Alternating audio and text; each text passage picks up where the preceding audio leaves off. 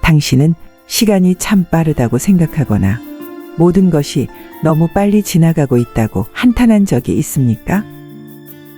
우리 모두는 평균이 주는 함정에 빠지기 쉽습니다.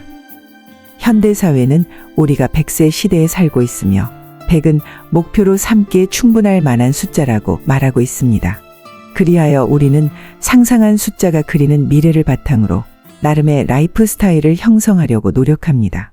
그러나 우리가 종종 인식하지 못하고 있는 것은 인생은 예측할 수 없는 불가사의한 것이라는 겁니다. 어느 누구도 내일의 태양을 반드시 볼 수 있을 것이라는 보장은 없습니다. 죽음은 줄 서서 기다리지 않고 우리의 일정이나 기대에 구애받지 않으며 그들이 원할 때 옵니다.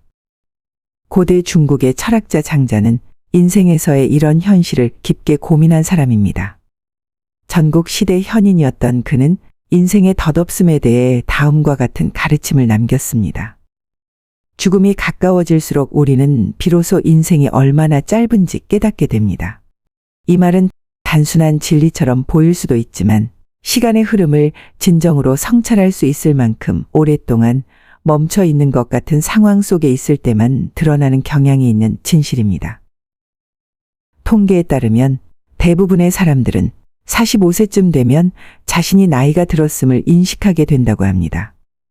하지만 세월의 무게가 더 가중되는 5, 60대가 되면 시간의 의미는 더 실감나게 됩니다. 이 시기의 사람들은 앞으로 다가올 시간보다 지나간 세월에 더 사로잡혀 있는 경우가 많습니다.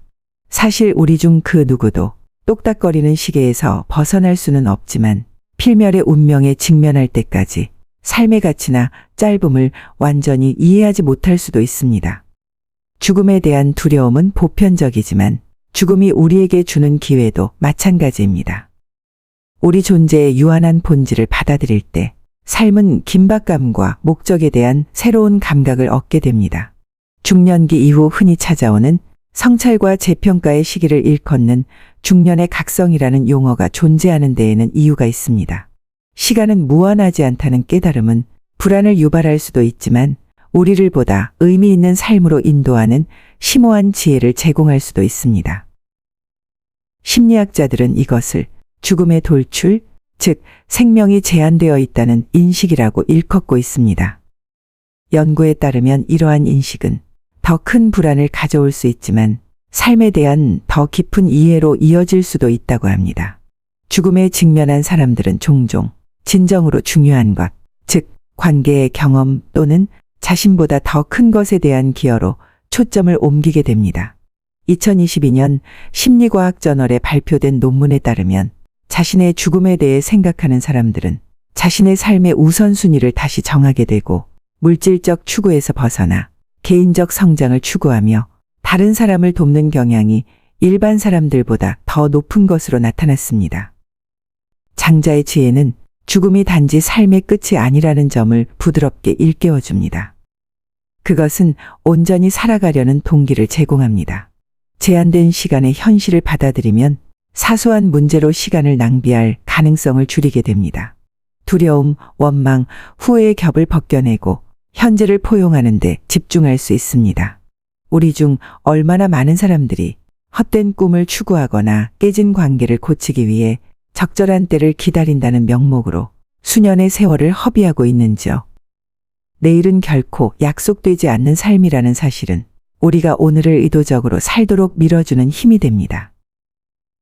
스티브 잡스는 당신이 죽을 것이라는 사실을 기억하는 것이 잃을 것이 있다는 생각의 함정을 피하는 가장 좋은 방법이다. 당신은 이미 벌거벗은 상태다. 무엇이든 당신의 마음을 따르지 않을 이유가 없다고 말하며 죽음에 대한 감정을 완벽하게 포착했습니다. 그의 성찰은 우리의 경각심을 불러일으키는 역할을 합니다. 진정한 자유는 우리가 죽음의 현실에 직면할 때만 찾아옵니다.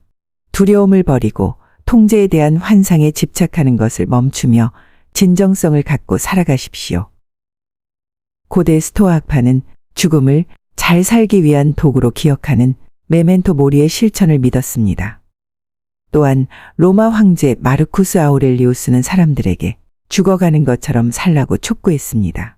이 조언은 병적인 것이 아니라 현명한 지혜며 진정으로 중요한 것에 우리의 삶의 기반을 두도록 촉구합니다. 스토아 학파에게 죽음에 대해 생각하는 것은 우리를 우울하게 하기 위한 것이 아니라 우리가 가진 시간에 대한 감사를 불러일으키기 위한 것이었습니다. 우리가 인생의 후반기에 들어서면서 이 지혜를 어떻게 의미 있는 행동으로 전환할 것인가는 모두에게 커다란 과제가 됩니다. 인생이 짧다는 것을 알게 되면 어떻게 해야 할까요? 아마도 우리 중 많은 사람들은 다른 사람이나 우리 자신에게서 용서를 구하는 것부터 시작할 것입니다. 분노와 원한을 붙잡는 것은 우리를 무겁게 하는 줄을 매다는 일일 뿐입니다. 불교에서는 분노를 품는 것은 독을 마시고 상대방이 죽기를 바라는 것과 같다고 가르칩니다. 해결되지 않은 갈등에서 벗어나면 주변 사람들과도 더 깊은 관계를 맺을 수 있는 문이 열립니다. 다음으로 후회에 대한 필수적인 해독제인 감사를 실천할 수 있습니다. 인간의 행복에 관한 연구 결과에 따르면 정기적으로 감사를 표현하는 사람들은 행복감을 더 느끼며 살고 있을 뿐만 아니라 더 나은 신체 건강과 더 강한 관계를 경험한다고 합니다. 나이가 들면서 무엇을 잃었는지, 무엇을 다르게 할 수 있었는지가 아니라 우리에게 주어진 선물, 즉 사랑하는 사람과 함께하는 시간, 열정을 추구하는 능력, 그리고 삶의 단순한 아름다움 등에 초점을 맞추는 것은 매우 중요합니다. 궁극적으로 인생은 짧다는 장자의 깨우침은 우리가 중요하지 않은 것을 버리고 진정으로 중요한 것을 받아들이도록 격려하는 이정표 역할을 합니다. 인생의 후반기에 접어들면서의 필멸의 삶의 지혜는 우리에게 용기를 가지고 살고 깊이 사랑하며 삶을 더 풍요롭고 의미 있게 만드는 일을 추구하라고 요구합니다. 결국 중요한 것은 우리에게 남은 시간이 아니라 그 시간을 어떻게 보낼 것인가의 문제입니다. 의도를 갖고 살아가는 모든 순간은 우리에게 주어진 시간의 깊이와 의미를 더해줍니다. 인생은 짧을 수도 있지만 끝없이 충만할 수도 있음을 꼭 기억하시기 바랍니다.